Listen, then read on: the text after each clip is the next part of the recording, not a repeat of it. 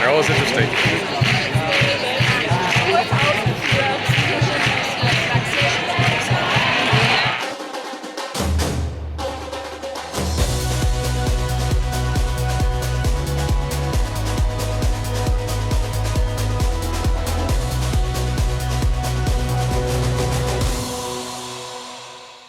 Welcome to the ISB show. Sahil Ishana covering the Women's Euros. We are halfway through the quarterfinals.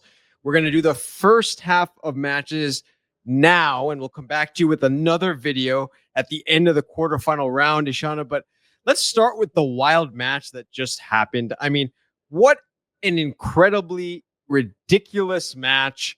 Lot to talk about. England get through. The defending champions are still alive, but my goodness, was it a roller coaster? Definitely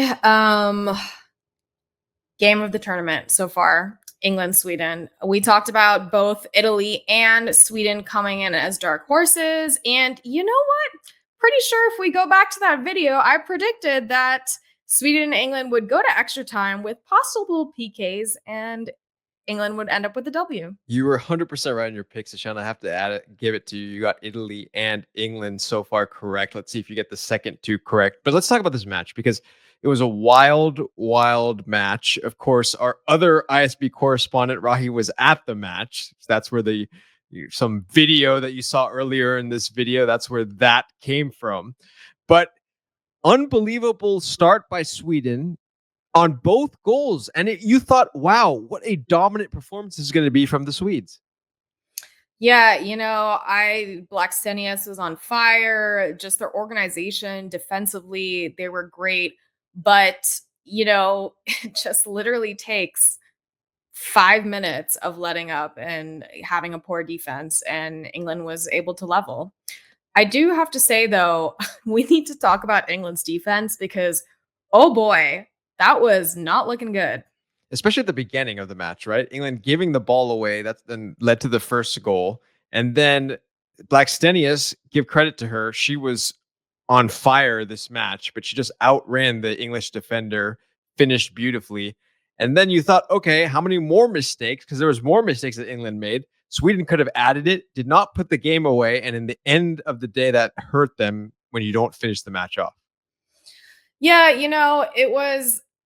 I'm really happy that England didn't end up winning in regulation time because that would have been just a very, very sad victory. But with all that extra time, I think what it came down to really is ultimately England has a little bit more depth. And, the subs were excellent that Serena put on.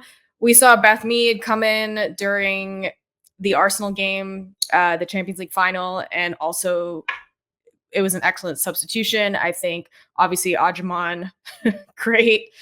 They paired really well together, and taking out Jess Carter was very necessary because she did not have a good game. And even defensively, I mean, there were so many, even Lucy Bronze, obviously, great goal, but she was struggling back there. Even Leah Williamson. It was just, I do think England got lucky. However, at the end of the day, Sweden had ample time to finish it and they weren't able to. Credit to both keepers. I think they both played fantastic. And unfortunately, Falk ended up missing her PK, which was unfortunate, but they both saved their respective teams at different times. Yeah, okay, let's talk about the penalty shootout because I think that's where we want to go to. This is quite possibly the wildest penalty shootout I have ever seen. And how many people missed their penalties? I think there were 9 misses. That is incredible. It's incredible. Yeah, I mean, England's PKs were pretty poor. I credit to Falk. I do think she still guessed the right way and made some nice saves. But overall, there were pretty weak penalties across the board, aside from some few quality ones.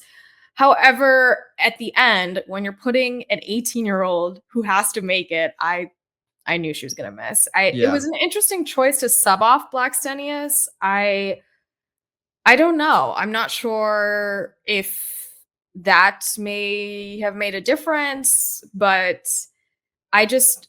when rookies are taking PKs in high pressure moments, 9 times out of 10 they're going to miss, as history has shown. Yeah, we saw that with the England Euro final as well on the men's side, right? With the, when Saka had to come and take a penalty when he was very young at the time. Or the US and Sweden knocking us off, the Yes, women in in the women's side. in Yes, the yes. Women's World Cup when Sophia Smith, so now Sophia Wilson, Mr. PK. I mean, it happens, you know? And Yeah. England, it's interesting because England doesn't usually perform very well in PKs, and they had some luck on their side, I gotta say. Yeah. It's interesting how that happened in terms of the penalties because what do you think about the decision by Falk to take the winning penalty? It was strange because Falk tries it, and then also one of Sweden's most experienced players, Jakobsen, also takes it. With both have opportunities to win it for their country, and they both missed terribly. Yeah, I don't know. I mean, PKs are one of those things that it, it's they're hit or miss. Again, these were not great PKs. I think, that one that hit the post was a bit unlucky. However, I it's hard to say, yes, you have to make it in those moments because duh, but this happens. This happens all the time. This happens to players like Carly Lloyd, Megan Rapinoe, legends in high pressure moments. So it's just really tough. Yeah, it's hard. I think overall, as we wrap this match up, what do you think? You think it was Sweden will say they threw this match away? I think that's the best way to say. Or you think England will be like, okay, we fought our way back into this match, and we won it that way. I think it's credit to Serena for making smart substitutions, but also I do think, yes, the first half Sweden significantly outplayed them, and at times in the second half as well. However, I think if we back up a little bit, what England did really well was by winning their group, they really set themselves up in a good position because this was really the toughest game I would presume, and then it's a through line into the finals. So this was Yeah. really the only game that they have to kind of get through, and I think they set themselves up well that way. So credit to them. I think those micro things really matter, and this is when you see it pay off. So even if they did not have a great game today, especially defensively when they looked very confused, no one was stepping up to the ball. I think that now they can kind of chill a little bit in the next game and they'll probably be pretty set for the final, assuming they get there. Yeah, so let's talk about that. Now we'll finish up with that match, the match that happened a day ago, which of course was you picked Italy to beat Norway. I said Norway would win. But to be frank, Ishana, the Italians, I know you said it might be a easy match for England to get through, but Italy has shown in this tournament, and especially in this match, especially Cristiana Girelli with a winner at the end. I mean, they had their game face on. They did. And yeah, Girelli getting that brace, really happy for her. And yes, I mean, Italy plays a lot like both the men and women play similarly in the sense that you can never count them out and Yeah. they will make these sneaky plays in really pivotal moments. So I do think both Sweden and Italy have been the dark horses in this tournament. And we have talked a lot about Italy sneaking their way through. However, I just I just feel like based on how much England was messing up today, I don't think they're going to repeat that. I don't know. Is Leah Williamson going to be healthy? I'm not sure. They definitely tired themselves out a lot in this game. So we'll see. We'll see going forward. I think the one advantage that England has, though, over some of these other squads is just the amount of depth that they have. Yeah. It was going to be tough for the Italians, right? They expended so much energy in that match that we were referring to against Norway. Of course, they take the lead, then Mm. Norway pulls it back after missing a penalty, and then Italy, of course, wins it at the end. So a lot of energy expended, and now they're going to have to go against an England team that also a lot of energy expended, but England will know they kind of got away with one. So I don't expect two bad performances in a row, right, from England.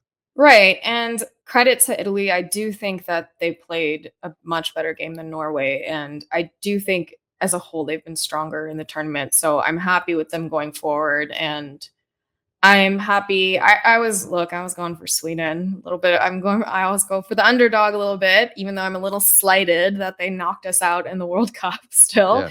However, I do think when you get that much play time where there's ample opportunity to come back, even if you're conceding 2 goals in the second half, it feels fair. Like both games felt like they were fairly fought to move on rather than Yeah. something just crazy unlucky that happened. So Yeah. Yeah. I so agree. yeah, I'm Yeah. okay, moving forward that way. Yeah, exactly. I think both teams that got through. So it'll be England, Italy on one side. We will, of course, see who makes it. Will Switzerland pull the incredible upset? Who will win the France Germany match? We will find that out soon. Shauna, final thoughts as we move on and let the fans have a say about that crazy Sweden England match, and of course the Italian victory over Norway. Let us know in the comments, fans. But final thoughts, Shauna. My final thoughts are just that I think France Germany is going to be a super interesting game, and I think that Switzerland Spain.